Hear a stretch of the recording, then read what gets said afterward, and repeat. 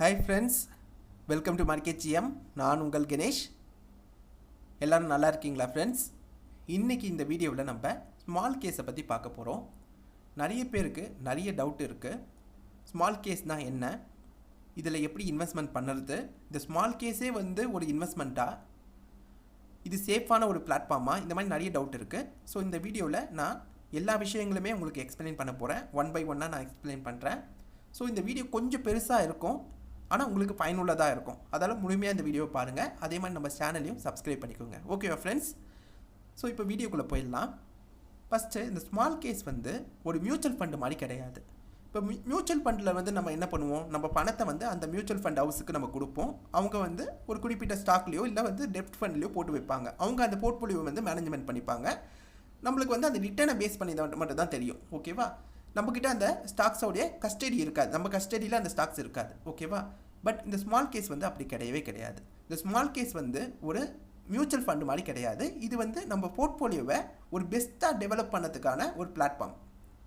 அதாவது இப்போ நம்ம ஒரு 4-5 ஸ்டாக் வாங்கி வைக்கிறோம்னு வச்சுங்களேன். நம்ம பல நேரத்தில் பிகினர்ஸுக்கு எந்த ஸ்டாக்கை வாங்கணும், எந்த ஸ்டாக்கை வச்சுருக்கணும்னு சொல்லி தெரியாது. ஓகேவா?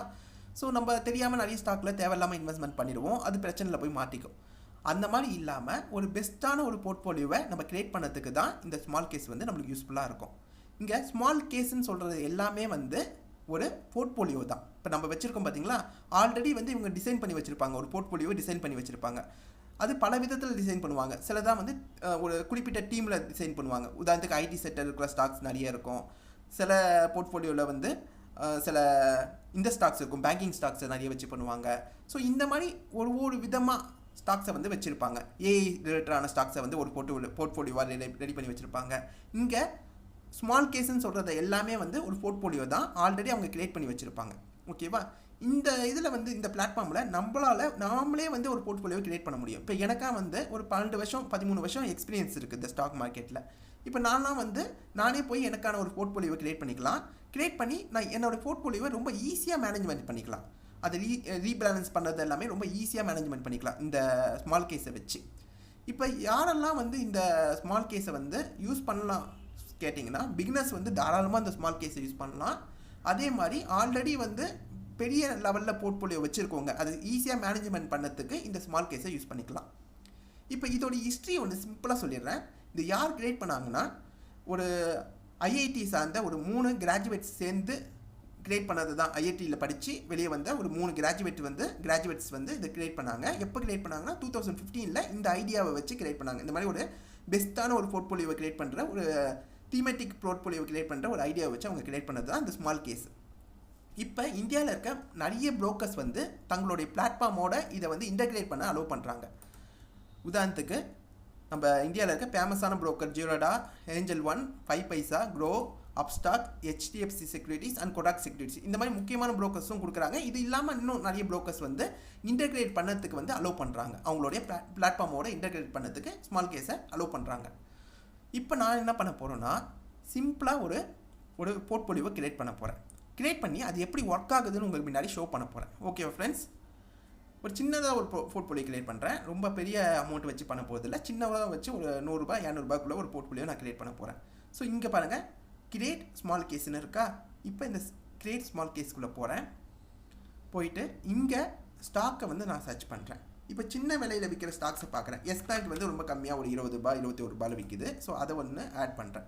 இங்கே வெயிட்டுன்னு இருக்குது பார்த்தீங்களா, இந்த வெயிட்டில் நான் ஷேர்ஸ்ன்னு மாற்றிடுறேன். இந்த ஷேர்ஸ்ன்னு மாற்றினோடனே இங்கே இருக்குது பார்த்தீங்களா, இது கஸ்டம் வெயிட்டேஜுக்கு மாறிடும். ஆட்டோமேட்டிக்காக இந்த மாதிரி வெயிட்டேஜுக்கு மாறிடும். பொதுவாக இந்த ஷேர்ஸில் வச்சு பண்ணுறது நம்மளுக்கு ஈஸியாக இருக்கும். அதுக்காக தான் இந்த ஷேர்ஸ் நான் யூஸ் பண்ணுறேன். அப்புறம் கோல்டு பி நான் வாங்குகிறேன். கோல்டு ETF வாங்குகிறேன். இதில் ஆட் பண்ணி வைக்கிறேன் first. So gold ETF add பண்ணிவிட்டு அதோடைய ஷேர் கவுண்ட்டையும் 1ன்னு மாற்றுறேன். இப்போ சவுத் இந்தியன் பேங்க் நீங்கள் எத்தனை வேணால் ஆட் பண்ணிக்கலாம். ஓகே, உங்கள் விருப்பம் தான். ஸோ நீங்கள் இப்போ நான் ஜஸ்ட் ஒரு எக்ஸாம்பிளுக்காக இதெல்லாம் பண்ணுறேன் உங்களுக்கு. ஓகேவா? ஸோ எல்லா கவுண்ட்டையுமே நான் 1 வச்சுட்டேன். இப்போ என்னோடய மினிமம் இன்வெஸ்ட்மெண்ட் அமௌண்ட் 129 ரூபாய் என்னோடய மினிமம் இன்வெஸ்ட்மெண்ட் அமௌண்ட்டு. இப்போ நான் இதில் மாற்றலாம். இப்போ கோல்டு பிஏ 2ஆக மாற்றுறேன். இப்போ என்னுடைய மினிமம் இன்வெஸ்ட்மெண்ட் அமௌண்ட் இன்க்ரீஸ் ஆகிடுச்சு, 207 ரூபாய்க்கு மாறிடுச்சு. ஓகேவா? ஸோ இப்போ நம்ம இதை ஒரு போர்ட்ஃபோலியோவாக நம்ம கிரியேட் பண்ண போகிறோம். இதை எப்படி நம்ம கிரியேட் பண்ண போகிறோம்னா, இப்போ நம்ம போய் சேவ் ஸ்மால் கேஸ்ன்னு கொடுத்தோன்னு வச்சுக்கோங்களேன். இப்போ நேம் கேட்கும். இதை வந்து நான் சாம்பிள்னு போடுறேன். சாம்பிள் ஸ்மால் கேஸ்ன்னு போடுறேன்.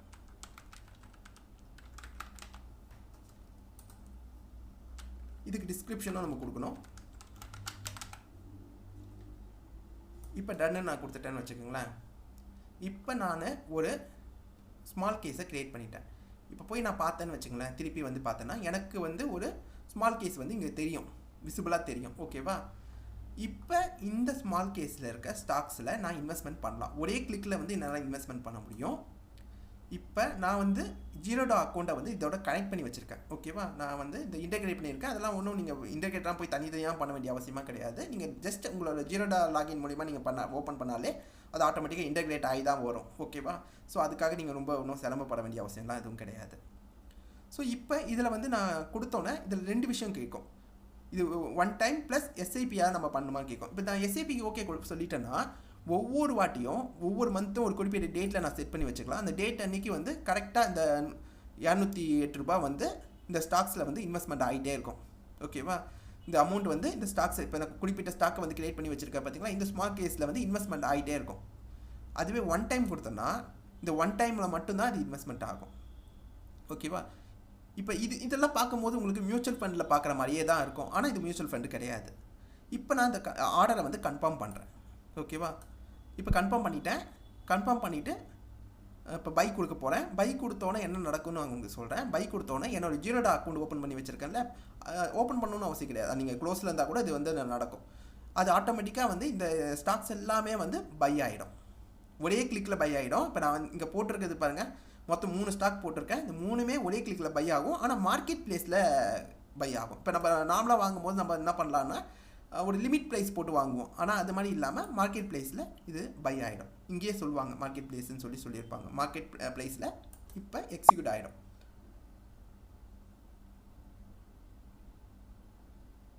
எக்ஸிக்யூட் ஆகிடுச்சு. ஓகேவா? எக்ஸிக்யூட் ஆகிடுச்சு. இப்போ நம்ம என்ன பண்ணுறோன்னா ஜஸ்ட் நம்மளோட ஜீரோடா அக்கௌண்ட்டுக்கு போகிறோம். அதில் போய் ஆர்டர்ஸ் பார்க்குறோம். சரியா? இது ஃபஸ்ட்டு நான் காலையில் வந்து நான் செல்ஃபாவோட ட்ரை பண்ணி பார்த்தேன். இப்போ பாருங்கள், இப்போ நம்ம இந்த டைமை வச்சு பாருங்கள். இப்போ நம்ம போட்ட ஆர்டர்ஸ் இதெல்லாம் ஓகேவா? இந்த 3 ஆர்டர்ஸுமே இப்போ நம்ம போட்டது இந்த 3மே வந்து இப்போ நம்மளுக்கு பை ஆகிடுச்சு, கம்ப்ளீட் ஆகிடுச்சு. ஒரே கிளிக்கில் நம்மளுக்கு இந்த ஸ்டாக்ஸை நம்ம வாங்கிட்டோம். சிஎன்சியில் வாங்கியிருக்கோம். ஸோ டெலிவரி டைப்பில் நம்ம வாங்கி வச்சுருக்கோம் இந்த 3 ஸ்டாக்ஸையும். இப்போ இந்த ஸ்மால் கேஸ்க்குள்ளே போகிறோம். இப்போ இதை க்ளோஸ் பண்ணிக்கலாம். க்ளோஸ் பண்ணிவிட்டு நம்மளோட இன்வெஸ்ட்மெண்ட்டுக்கு போகணுன்னா நமக்கு நம்ம பண்ணோம் பார்த்தீங்களா சாம்பிள் ஸ்மால் கேஸு, அது அப்படியே காட்டும். நம்ம மார்க்கெட் ப்ரைஸில் வாங்கியிருக்கிறதால ஒரு சின்னதாக ஒரு அமௌண்ட் கம்மியாக காட்டும், மைனஸில் காட்டும். அது பிரச்சனை கிடையாது. ஓகேவா? இப்போ இங்கேருந்தே நம்ம என்ன பண்ணலாம்னா, நம்ம எக்ஸீட் ஆகணும்னு நினச்சோம்னா, இப்போ நம்ம வாங்கிட்டோம், இப்போ நம்ம இன்வெஸ்ட்மெண்ட் பண்ணிட்டோம், நம்ம இன்வெஸ்ட்மெண்ட் வேல்யூங்க காட்டும், நம்ம எல்லாமே காட்டும். இப்போ இந்த ஸ்டாக்ஸை வந்து நம்ம போய் பார்த்துக்கலாம். சப்போஸ் இந்த ஸ்டாக்ஸை வந்து நம்ம ஒரு எக்ஸலுக்கு டவுன்லோடும் பண்ணிக்கலாம். இந்த மாதிரி எக்ஸலில் டவுன்லோட் பண்ணி எடுத்துக்க முடியும். இப்போ உங்களுக்கு அதுவும் காட்டுறேன். எக்ஸலில் வந்து நம்மளோட போர்ட்ஃபோலியோ வந்து டவுன்லோட் பண்ணியும் காட்ட முடியும். மற்றவங்களுக்கு யாருக்கா ஷேர் பண்ணணும்னா இந்த மாதிரி நம்ம ஷேர் பண்ணிக்கலாம். இதெல்லாம் நான் வச்சிருக்க ஸ்டாக்ஸ்ன்னு சொல்லி ஒரு போர்ட்ஃபோலியோவை நீங்கள் டவுன்லோட் பண்ணி அனுப்பிச்சி விடலாம். அப்புறம் இதை மேனேஜ்மெண்ட்டும் பண்ண முடியும். எப்படின்னா, இது இங்கே மேனேஜ்னு ஒன்று இருக்குல்ல, இதை போய் கிளிக் பண்ணிவிட்டு அடிஷ்னலாக ஏதாவது ஒரு ஸ்டாக்ஸ் நீங்கள் வாங்கணும்னு நினச்சிங்கன்னா அதை நீங்கள் ஆட் பண்ணி வைக்கலாம். ஆடும் பண்ணலாம், இல்லை ரிமூவும் பண்ணலாம். இப்போ உதாரணத்துக்கு சொல்கிறேன், நான் வந்து ரீபேலன்ஸ்னு சொல்லுவாங்க. இதுதான் ரீபேலன்ஸ்னு சொல்லுவாங்க. ஒரு ஸ்டாக் வந்து நம்ம வந்து ரீபேலன்ஸ் பண்ணணும்னு நினச்சோம்னு வச்சுங்களேன். ஒரு ஸ்டாக்கை அதோடைய இதை வந்து கம்மி பண்ணணும். இப்போ கம்மி பண்ணுறேன்னு வச்சுக்கோங்களேன். ஸோ கம்மி பண்ணிவிட்டு இதை கன்ஃபார்ம் பண்ணிட்டேன்னு வச்சுக்கோங்களேன். ஸோ இது என்ன ஆகும்னா செல் ஆர்டர் போயிடும். இப்போ பாருங்களேன், இப்போ நான் கம்மி பண்ணிட்டேன். இப்போ செல்லு கொடுத்தேன்னா ஆட்டோமேட்டிக்காக 2ல் இருக்க அந்த கோல்டு பி வந்து 1 செல் ஆகிடும். ஓகேவா? செல் ஆயிடுச்சுன்னா அந்த அமௌண்ட் வந்து என்னுடைய அக்கௌண்ட்டுக்கு தான் வரும். ஸோ இப்போ நம்ம பண்ணுற விஷயங்கள் எல்லாமே நம்ம அக்கௌண்ட்டில் தான் நடக்க போகுது. இந்த ஸ்மால் கேஸுக்குள்ளே எதுவுமே நடக்கலை. இது வந்து ஒரு இன்டெகிரேஷன் பிளாட்ஃபார்மாக தான் ஒர்க் ஆகுதே தவிர மற்றபடி இதில் வந்து இவங்ககிட்ட அந்த பணம் போகுமா தான் கிடையாது. இந்த பணம் யாருக்கு வரும்னா நமக்கு தான் வரும். சரி, இதுலேயே போய் நம்ம பார்த்தாலும் தெரியும். இந்த ப்ரோக்கரேஜ் சார்ஜ் இது எல்லாமே போட்டு இங்கே வரும். ட்ரான்சாக்ஷன் சார்ஜ், இந்த ப்ரோக்கரேஜ் சார்ஜ் இது எல்லாமே போட்டு இங்கேயே நம்மளுக்கு டீட்டெயிலாக தெரிஞ்சிடும் இந்த இதுலேயே. ஓகேவா? ஸோ இந்த மாதிரி தான் நம்ம ரீபேலன்ஸ் பண்ணுற மாதிரி இருக்கும். இப்போ நான் பண்ணலை, பட் ரீபேலன்ஸ் பண்ணும்போது இப்படி தான் நம்ம பண்ணுற மாதிரி இருக்கும். இது ஏன் இந்த ரீபேலன்ஸ் பண்ணுறோம்னா, ஒவ்வொரு காலகட்டத்தில் வந்து நம்ம ஒவ்வொரு ஸ்டாக் வந்து நல்லாயிருக்கும். இதில் வந்து புதுசாக கூட நம்ம போய் ஸ்டாக் ஆட் பண்ணிக்கலாம். இப்போ இந்த ஸ்மால் கேஸில் வந்து நான் எஸ் பேங்கை தூக்கிட்டு வேறு ஏதோ ஒரு பேங்க்கையோ இல்லை வேறு ஒரு ஸ்டாக்கையோ நான் ஆட் பண்ணிக்கலாம். ஸோ இந்த மாதிரி ரீபேலன்ஸ் பண்ணிக்கிட்டே இருக்கணும். அப்படி பண்ணிக்கிட்டே இருந்தால் தான் நம்மளால் வந்து நல்ல க்ரோத்தை கொடுக்க முடியும். சில ஸ்டாக்கோடைய பர்ஃபார்மன்ஸ் நல்லா இருக்காது, ஆனுவல் ரிப்போர்ட் நல்லா வந்திருக்காது, உடனே அந்த ஸ்டாக்கோடைய வெயிட்டேஜை குறைக்கணும். ஒரு 10 கொடுத்து வச்சுருந்தோம்னு வச்சுங்களேன், 10 ஸ்டாக் கொடுத்து வச்சுருந்தோம்னா அது 5 ஸ்டாக்காக மாற்றணும். ஏன்னா அது வெயிட்டேஜை வந்து கம்மி பண்ணணும். அதே மாதிரி ஒரு ஸ்டாக் வந்து நல்ல ரிசல்ட் கொடுக்குதுன்னா அதோட வெயிட்டேஜை வந்து நம்ம இன்க்ரீஸ் பண்ணலாம். இது எல்லாமே ஒன் கிளிக்கில் நம்ம பண்ண முடியும். இப்போ நீங்கள் நார்மலாக போய் உங்களோட ப்ரோக்கரேஜ் அக்கௌண்ட்டில் போய் ஒன்று இப்போ உங்ககிட்ட வந்து ஒரு 5-6 ஷேர்ஸ் இருந்துச்சுன்னா உங்களால் ஈஸியாக அதை மேனேஜ்மெண்ட் பண்ணிட முடியும். அதுவே வந்து நான் சொல்கிற மாதிரி ஒரு 10-15 கம்பெனியில் நீங்கள் ஒரு பெரிய போர்ட்ஃபோலியோ கிரியேட் பண்ணி வச்சுருக்கீங்கன்னா அப்போ உங்களுக்கு அது பண்ணதுக்கெல்லாம் உங்களுக்கு கன்ஃபியூஷன் ஆகும். ஒரு நிறைய ஸ்டாக்ஸ் இருக்குது, தனித்தனியாக உங்களோட போர்ட்ஃபோலியோ நீங்கள் மெயின்டைன் பண்ணுறீங்க. ஐடி கம்பெனிக்கு ஒரு போர்ட்ஃபோலியோ மெயின்டைன் பண்ணுறீங்க, பேங்கிங் கம்பெனிக்கு ஒரு போர்ட்ஃபோலியோ மெயின்டைன் பண்ணுறீங்கன்னா அப்போ நீங்கள் தனித்தனியாக அதை வச்சு நீங்கள் ஈஸியாக அதை மேனேஜ்மெண்ட் பண்ணிட்டு போகலாம். இப்போ ஐடி கம்பெனியோட ரிசல்ட்ஸ் எல்லாமே வருது, அப்போ நீங்கள் வச்சுருக்கீங்க, டிசிஎஸ் வச்சுருக்கீங்க, விப்ரோ வச்சுருக்கீங்க, இன்ஃபோசிஸ் வச்சுருக்கீங்க, நிறைய ஐடி கம்பெனிஸை வச்சுருக்கீங்க. அதில் நல்ல ரிசல்ட் பண்ணுற கம்பெனியோடைய ஸ்டாக்ஸை வந்து இன்க்ரீஸ் பண்ணிடலாம், சரியாக பர்ஃபார்ம் பண்ணாத கம்பெனியோட ஸ்டாக்ஸை வந்து கம்மி பண்ணிடலாம். கம்மி பண்ணிவிட்டு நீங்கள் ஒன் கிளிக்கில் வந்து அதை வந்து அந்த உங்கள் போர்ட்ஃபோலியோ வந்து ரீடிசைன் பண்ணிக்கலாம். இது வந்து யாருக்கு யூஸ் ஆகும்னா இந்த மாதிரி நம்மளே செல்ஃபாக பண்ணணும்னு நினைக்கிறோம் பார்த்தீங்களா, அவங்களுக்கு எல்லாருக்குமே யூஸ் ஆகும். இந்த ஸ்மால் கேஸை நல்லா யூட்டிலைஸ் பண்ணிக்க முடியும். நான் சொல்கிற வரது உங்களுக்கு புரிஞ்சிருக்கும்னு நினைக்கிறேன்.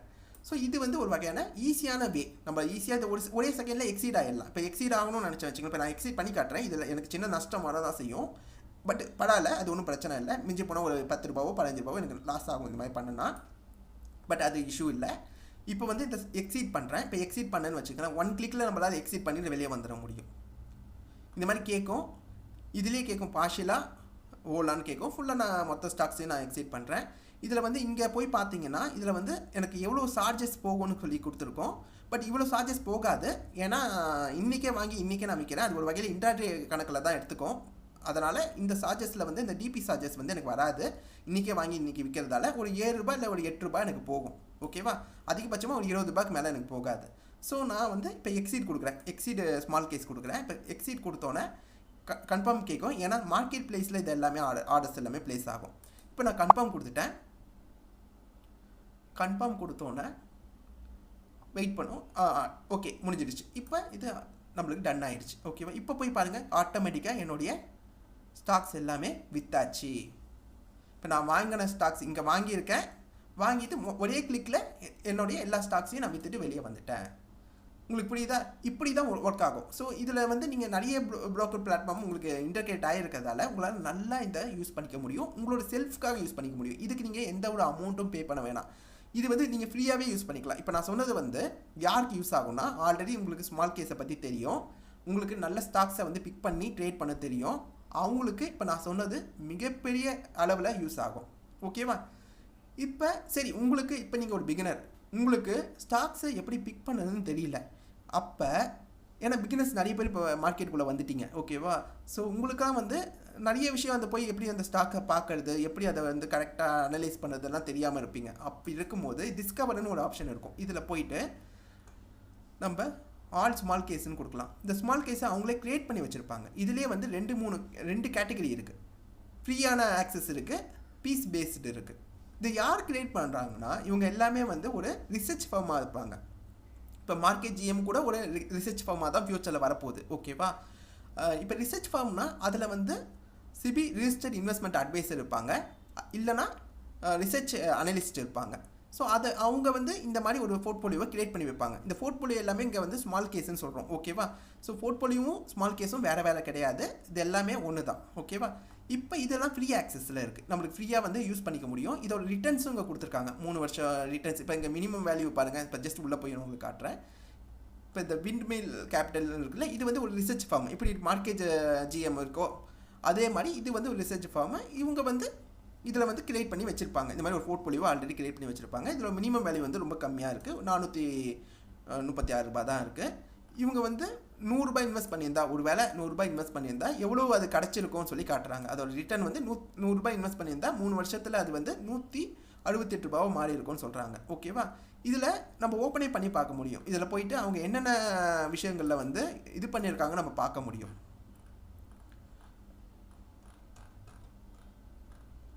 இதில் வெயிட்டேஜ்னு இருக்குது பார்த்தீங்களா? இந்த ஃப்ரீ ஆக்சஸ் இருக்கிறதுல போயிட்டு நம்ம பார்க்கலாம், அவங்க என்னென்ன ஸ்டாக்கில் இன்வெஸ்ட் பண்ணுறாங்கன்னு நம்ம பார்க்கலாம். இப்போ இவங்க பண்ணுறது எல்லாமே கோல்டு இடிஎஃப்லையும் இது நிஃப்டி இடிஎஃப்லையும் பண்ணியிருக்காங்க. ஓகேவா, இதுதான் வெயிட்டேஜாக வச்சுருக்காங்க. இதில் வந்து நம்மளுக்கு காட்டும்.